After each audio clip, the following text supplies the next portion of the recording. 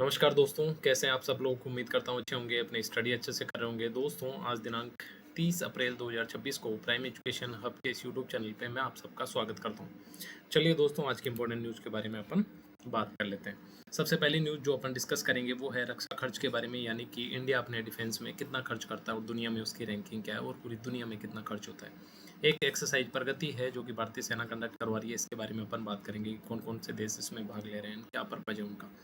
आगे जलवायु लक्ष्य जो हमने पढ़ा था 2015 का पेरिस समझौता, उससे जुड़ी हुई कि यूएनएफसीसी जो है उसके क्या टारगेट्स है इंडिया के अगले 1 साल में या अगले 5 साल में। गंगा एक्सप्रेसवे एक नया यूपी में जिसका उद्घाटन हुआ है, इंपॉर्टेंट एग्जाम में पूछा जा सकता है। लद्दाख में 2 जिले थे पहले, अब बढ़ा के +5 यानी कि 7 जिले हो गए हैं, इसके बारे में भी पढ़ेंगे। पीवी सिंधु को एक नई अपॉर्चुनिटी मिली है, वर्ल्ड फेडरेशन जो है उसमें जगह मिली है, इसके बारे में भी अपन बात करेंगे। ठीक है, सबसे पहले भारत के रक्षा खर्च के बारे में, यानी कि इंडिया कुल कितना खर्च करता है अपने डिफेंस बजट के लिए, उसके बारे में। तो हमारी जो दुनिया में रैंकिंग है वो 5th आ चुकी है, पहले 6 थी और हमने इंग्लैंड को पीछे छोड़ के ये 5वां नंबर हमारा आ गया है रक्षा बजट के मामले में। किसने किसकी रिपोर्ट है?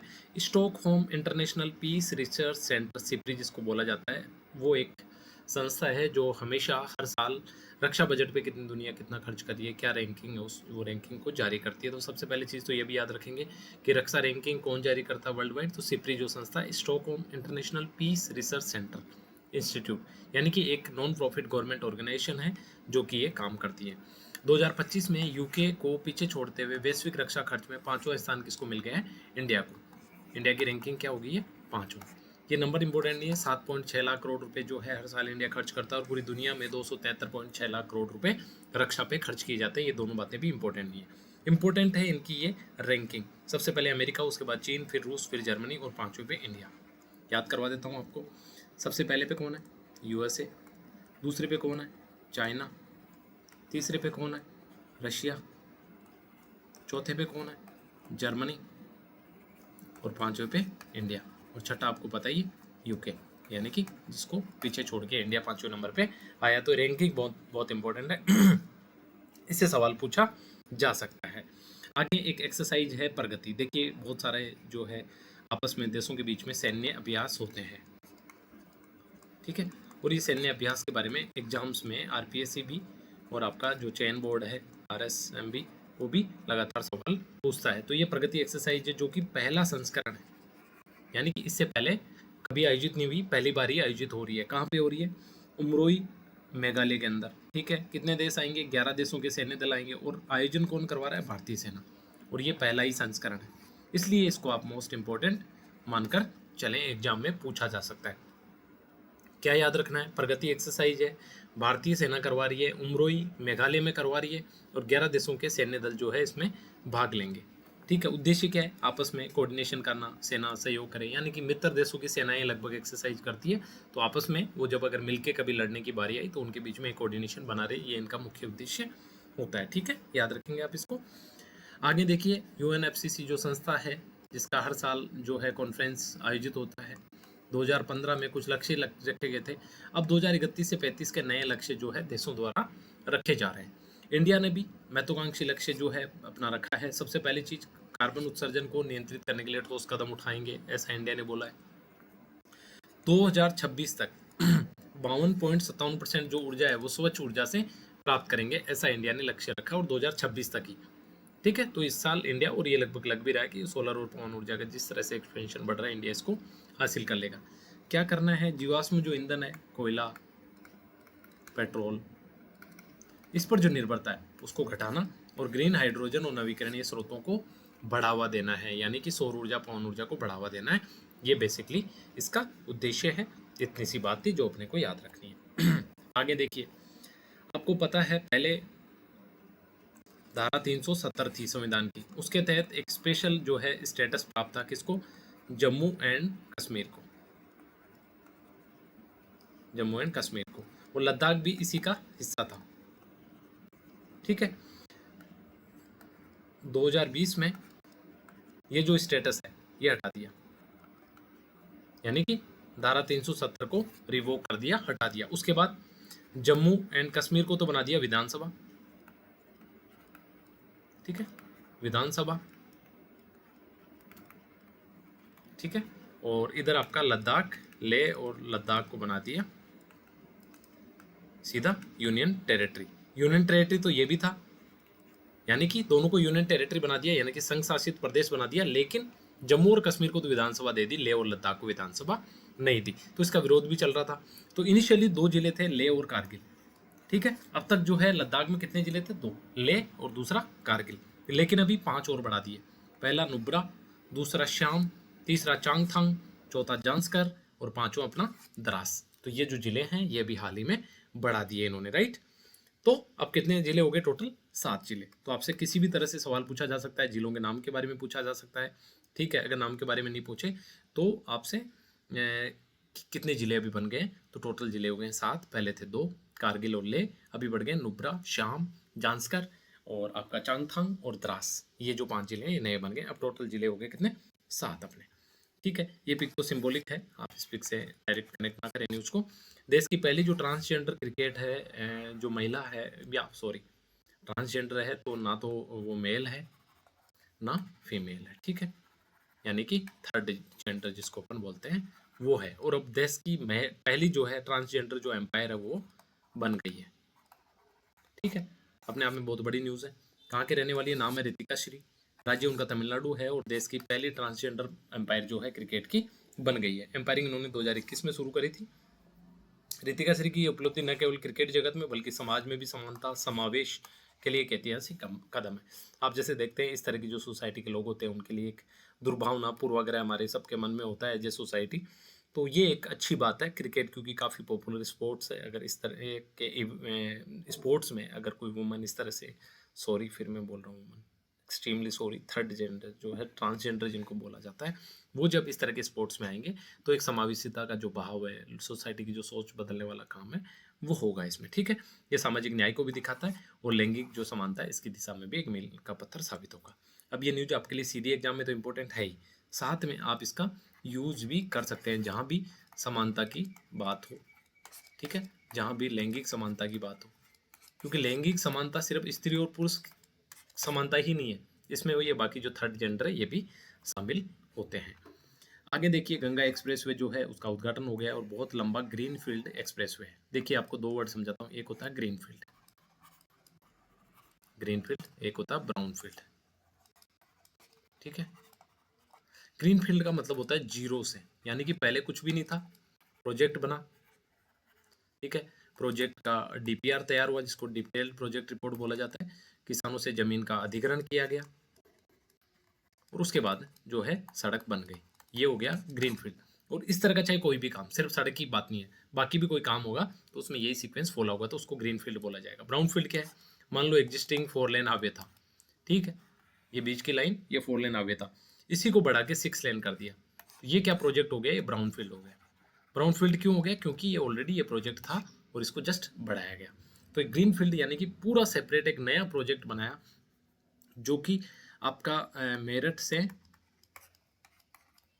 प्रयागराज, दोनों यूपी में, यहाँ की दूरी 11 घंटे से कम करके 6 घंटे कर देता है और मात्र 3 साल की अवधि में इसको बना के इसका उद्घाटन कर दिया। ये अपने आप में बहुत बड़ी बात है। दूसरी तरफ आप देखेंगे राजस्थान में पिछले 2 साल से बहुत सारे एक्सप्रेसवे की घोषणा हो रही है, लेकिन अभी भी सिर्फ काम डॉक्यूमेंट्स में है, धरातल पे कुछ भी नहीं हुआ। तो ये यूपी से सीखने की ज़रूरत है सबसे पहले राजस्थान को। और दूसरी बात की ये बहुत इंपॉर्टेंट है क्योंकि ये लगभग 12 जिलों को कवर करता है और इसके आसपास जो है बहुत सारे डिफेंस के कॉरिडोर भी, डिफेंस और बाकी जो इंडस्ट्रियल कॉरिडोर है वो भी बनने वाले हैं। यानी कि एक जो हाईवे होता है वो पूरे का पूरा स्टेट की लाइफलाइन होता है, उसके पूरे के पूरे जो इंडस्ट्री इकोसिस्टम है उसको बदलने की क्षमता रखता है, राइट। चलिए आगे, इसकी विशेषताएं क्या है? देखिए 6 लेन का है, 6 लेन का मतलब हो गया एक बीच में एक कॉरिडोर हो गया, आप इसको यूँ समझें, ये कॉरिडोर हो गया आपका, और 1 लाइन, 2 लाइन, 3 लाइन और उसके बाद में भी खाली जगह यहाँ पे होती है। इसी तरह इधर 1 लाइन, 2 लाइन, 3 लाइन, यानी कि एक लाइन ये, एक लाइन ये, एक लाइन ये, 3, एक एक एक, ये 3। साथ में इसको 8 भी बनाया जा सकता है, यानी कि यहाँ जो जगह है दोनों साइड में वो भी छोड़ी गई है, तो बहुत ही शानदार बनाया है। 8 लेन तक विस्तारित किया जा सकता है। इस पे 3.5 किलोमीटर की हवाई पट्टी भी बना दी। अब देखिए दोस्तों यूज किया, जैसे मान लीजिए यहाँ अपना एयरफोर्स का स्टेशन है, मान लीजिए फॉर एग्जाम्पल, है ना, यूपी में ही कहीं आसपास, वहाँ पे एयरफोर्स के जहाज लैंड करते हैं और टेक ऑफ होते हैं। जब भी लड़ाई होगी तो यहीं से उड़ेंगे और यहीं जाके लैंड करेंगे। लेकिन मान लो इस एयरबेस पे चाइना या पाकिस्तान ने बॉम्ब डाल दिया, तो यहाँ जो हवाई पट्टी थी वो डिस्ट्रॉय होगी। तो ये एयरक्राफ्ट इस जो हवे है इस पे एक 3.5 किलोमीटर की जहाँ पे जहाज उतर सके इतनी मजबूत जो हवे है वो बनाई गई है, तो यहाँ पे लैंड कर सकते हैं, यहाँ से टेक ऑफ कर सकते हैं। समझ गए होंगे? तो ये चीज़ होगी।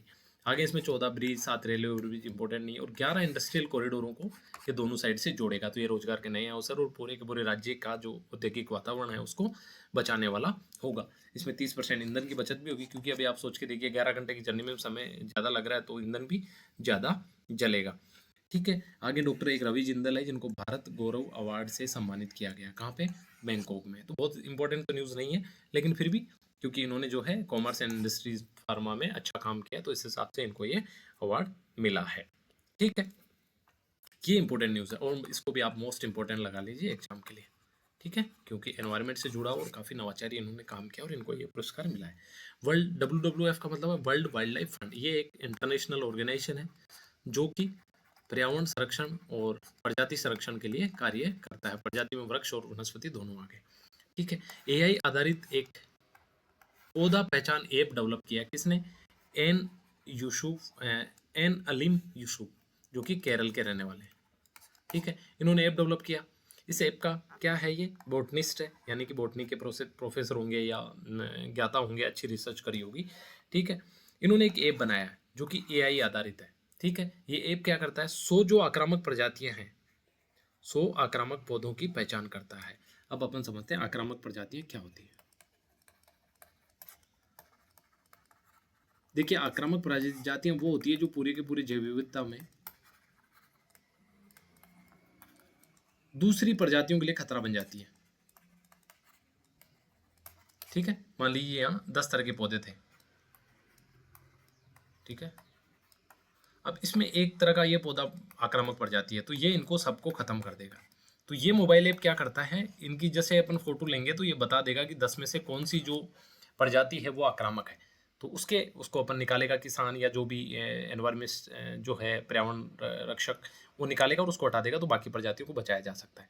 तो इस तरह इन्होंने जो ये ऐप बनाया, इसकी वजह से वर्ल्ड वाइल्ड लाइफ फंड जो है, जो कि एक इंटरनेशनल ऑर्गेनाइजेशन है, उसने एक पुरस्कार दिया है। ठीक है, तो उसको बोला जाता है WWF सम्मान। ठीक है, चलिए आगे। आगे हमारी जो PV सिंधु है, इन्होंने बैडमिंटन वर्ल्ड फेडरेशन जो है, यानी कि बैडमिंटन की वैश्विक रूप से सबसे बड़ी संस्था, ठीक है, इसके एथलीट्स कमीशन की जो है चेयरपर्सन इनको बना दिया। और ये बहुत बड़ी बात है क्योंकि अभी रनिंग में ये खेल ही रही है और किसी खेलते हुए खिलाड़ी को इतनी बड़ी अपॉर्चुनिटी देना, इतना बड़ा पद देना बहुत बड़ी बात है।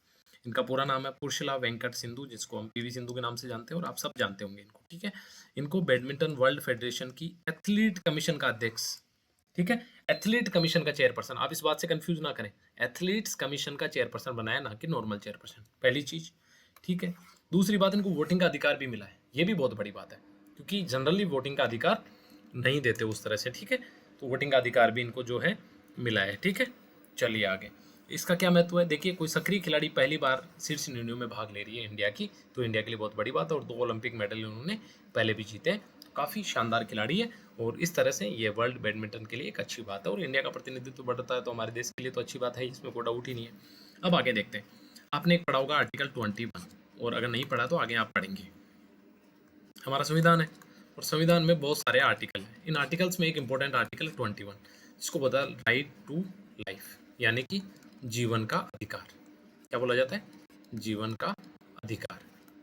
अब इस जीवन के अधिकार में ये है कि भाई आप बिना कानूनी सहायता के या कानूनी रूप के बिना आप किसी का जीवन का अधिकार नहीं छीन सकते। शुरुआती व्याख्या यही थी, लेकिन धीरे धीरे इसका दायरा बढ़ता गया, यानी कि प्राइवेसी का जो आपका अधिकार है वो भी राइट टू लाइफ में आता है।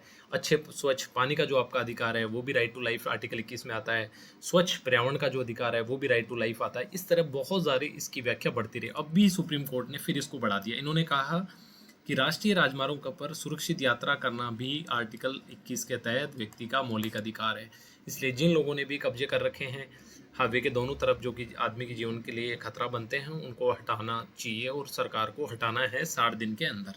ये इन्होंने जो है निर्देश दे दिए हैं। एक नया, हर जिले में एक जिला राजमार्ग सुरक्षा टास्क फोर्स का जो भी है गठन है वो भी करना होगा। तो इस तरह आर्टिकल 21 की एक नई व्याख्या सुप्रीम कोर्ट ने दी है कि भाई ये भी जीवन के अधिकार में शामिल है कि राष्ट्रीय राजमार्ग पे यात्रा सुरक्षित होनी चाहिए, और इसके लिए जो भी 60 दिन का समय दिया है, जो भी अवैध निर्माण हाईवे के दोनों तरफ, राष्ट्रीय राजमार्ग के दोनों तरफ, वो हटने चाहिए। सरकार को निर्देश दे दिया, और एक जिला राजमार्ग सुरक्षा टास्क फोर्स भी बननी चाहिए ताकि हाईवे को और ज़्यादा सुरक्षित बनाया जा सके। तो ये थी हमारी आज की इंपॉर्टेंट न्यूज़। पहली न्यूज़ शिप्री के बारे में, यानी कि 5th पोजीशन है इंडिया की डिफेंस खर्च के मामले में।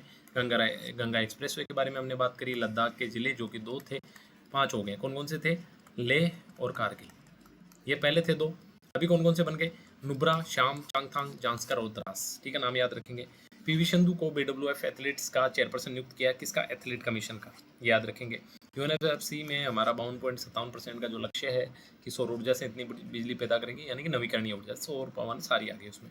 आर्टिकल 21 की एक नई व्याख्या दी है, और रितिका श्री जो है तमिलनाडु पहली ट्रांसजेंडर जो है एम्पायर बनी है। तो ये थी हमारी आज की इंपॉर्टेंट न्यूज़। उम्मीद करता हूँ आपके लिए न्यूज़ बेनिफिशियल हो। अगर कुछ होता है तो please inform me without any hesitation. लिखिए, आप सही लगता है तो भी लिखिए, कुछ डाउट है वो भी लिखिए, आई विल एक्सप्लेन। ओके, चलिए अपना ख्याल रखिए। जय हिंद।